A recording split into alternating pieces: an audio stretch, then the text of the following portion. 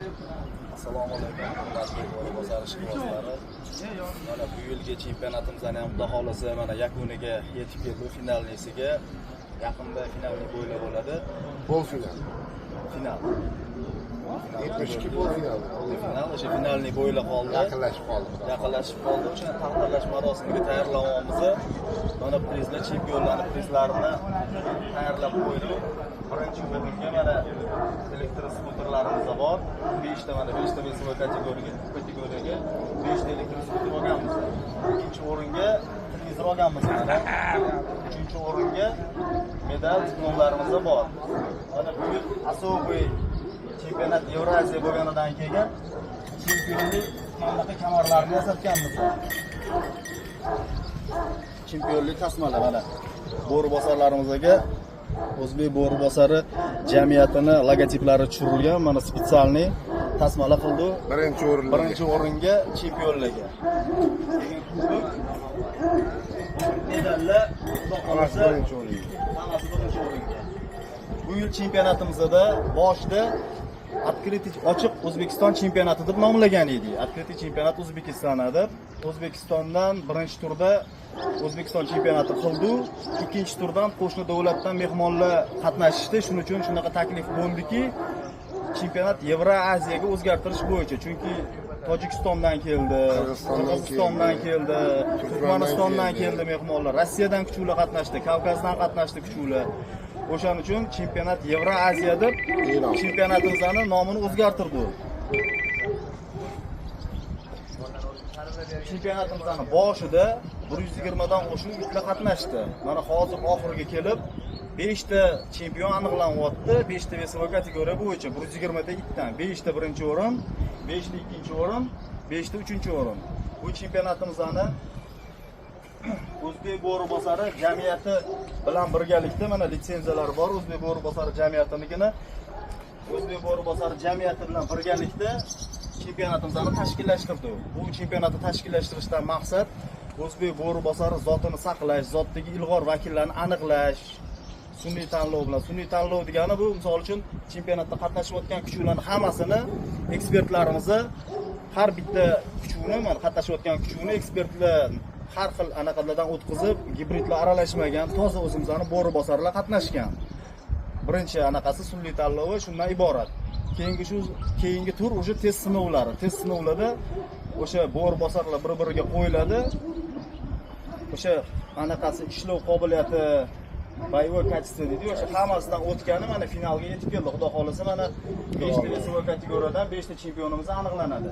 Mana men bu yerda afishani qildirganmiz, mana Muzaffar akamni ruxsatlarni sizni o'zim qildirdim. Mana shuni mana главный sponsor Pitomnik Pirat Muzaffar akam. Muzaffar akamga ming rahmat, shunchalik organizatorlarga yordam berib, mana bu yerda o'zlari ham organizatorlar, ham sponsorlar mana shu prizlarni hammasini olishda Muzaffar akam katta yordam berdilar. Muzaffar akam sponsorlik qildilar. Shuning uchun men o'rtaga bulardan ruxsat so'ramasdan afishani chiqarganimda главный sponsor chempionati Yevroziyada Pitomnik Pirat logotiplarini qo'ydirdim.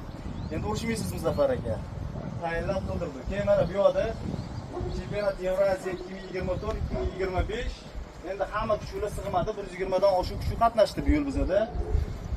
Sig'ganini 80% ni mana har bittasini mana qatnashgan kuchlarni rasmlari bilan chiqib kelgan. Endi bu chempionat kuni arenaga mash'allah anaqani qo'yamiz.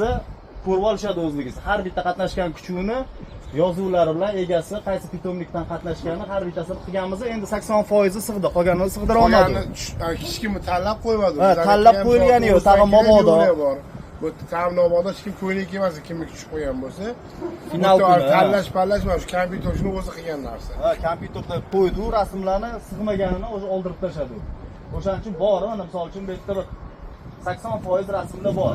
Mana qo'shni davlatlardan shular qatnashgan, ularniki ham bor rasmlari, mana bayroqlarini qo'yib anaqalarni chiqartirdi.